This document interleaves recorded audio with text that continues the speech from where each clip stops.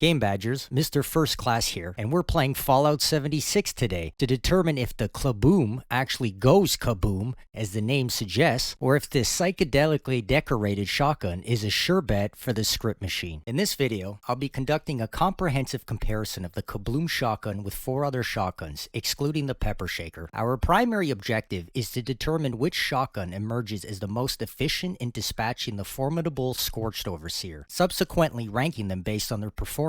Additionally, we'll evaluate the Kabloom's efficacy against weaker adversaries to assess its suitability as a daily driver. To ensure a fair assessment, I've selected shotguns with perks similar to the Kabloom for this comparative analysis. So let's dive in and uncover which shotgun reigns supreme. Now, let's look deeper at the Kabloom shotgun. Overall, I must say that the stock legendary effects it possesses are quite impressive on paper. The combination of anti-armor, which pierces through enemy defenses, and the explosive effect for additional damage makes this shotgun appear an exceptional choice for taking down formidable bosses. Moreover, since shotguns are notorious for their sluggish reload speed, the 15% reload speed bonus should be a valuable addition that ensures a constant stream of damage output without lengthy interruptions. For those who are curious, I conducted a side-by-side comparison between the Kabloom and a regular pump-action shotgun, both equipped with the same mods. What I observed is that the only noticeable disparity between the Kabloom and its regular counterpart is the inclusion of poison damage. The Kabloom inflicts an additional 50 damage over a span of 10 seconds through its poison effect. Notably, this also implies that if you decide to re-roll the Kabloom, it will retain its unique poison damage attribute. Keep in mind, poison damage does not stack for multiple shots or per pellet. Simply put, it's 5 damage per second over 10 seconds, where each additional shot refreshes the counter. Unlike the other weapons introduced in the Once in a Blue Moon update, the Kabloom appears to offer the fewest additional perks or distinct advantages. Nonetheless, let's further explore its performance and potential in various scenarios. Moving on, we will compare the Kabloom to the combat shotgun, ensuring a fair and balanced assessment by considering the shared anti-armor and explosive perks on both weapons. However, what sets the Kabloom apart from its combat shotgun counterpart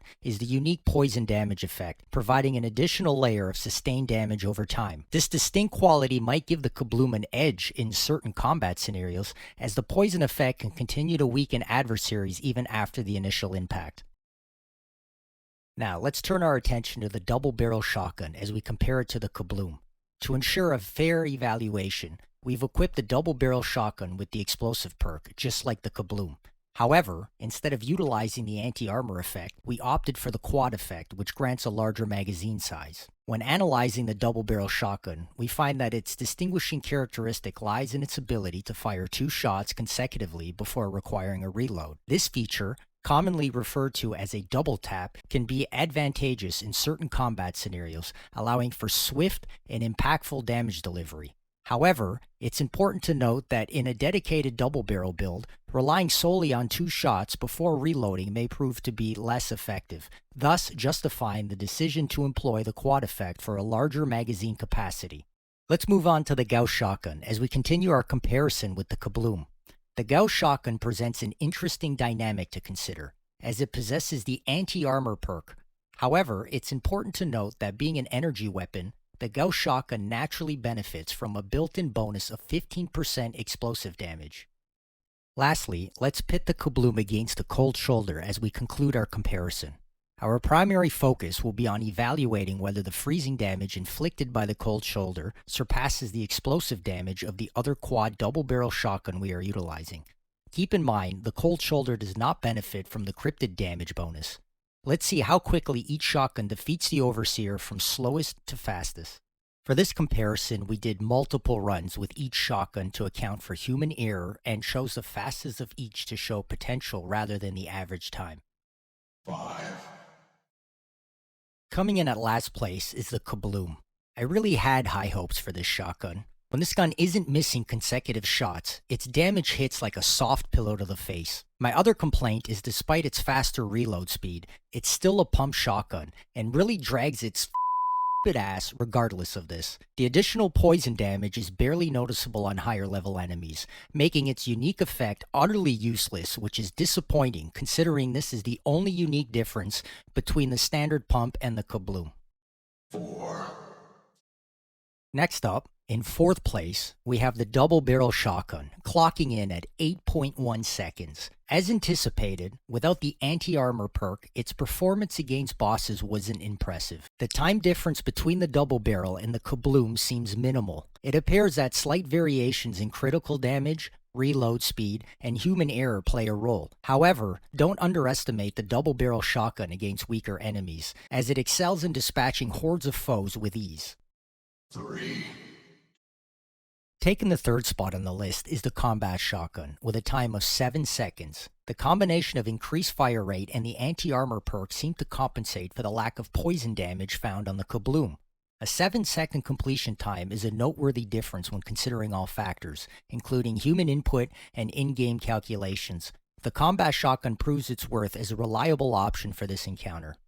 2, Claiming 2nd place on the list is the Gauss shotgun. Utilizing a fully charged shot followed by rapid fire, it showed only a slight improvement over the combat shotgun. However, the Gauss's shotgun's superior range should not be underestimated. It excels at long-range engagements, and while this video focuses on close-quarter combat to compare DPS, its versatility shines in other scenarios. 1, In a surprising turn of events, the 1st place position goes to the Cold Shoulder, completing the task in an astonishing 2.4 seconds. Yes, you heard me right. 2.4 seconds. The ice damage seemingly outperformed the explosive damage, even with the Demolition Expert perk.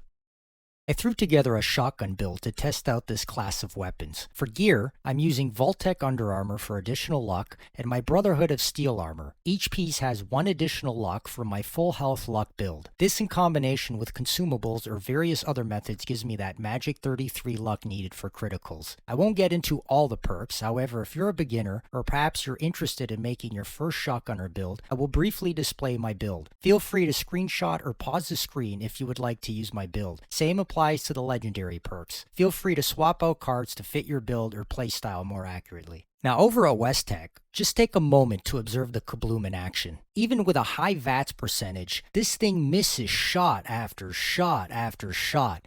It feels as if though this gun just wants to be friends, missing shots almost as if on purpose. Yes, you may be able to one-shot some enemies and squishies, making it an ideal shotgun for beginners and low-level players, considering it is easy to get and comes with some ideal perks for a pump shotgun. So what's the final verdict on the new Kabloom shotgun?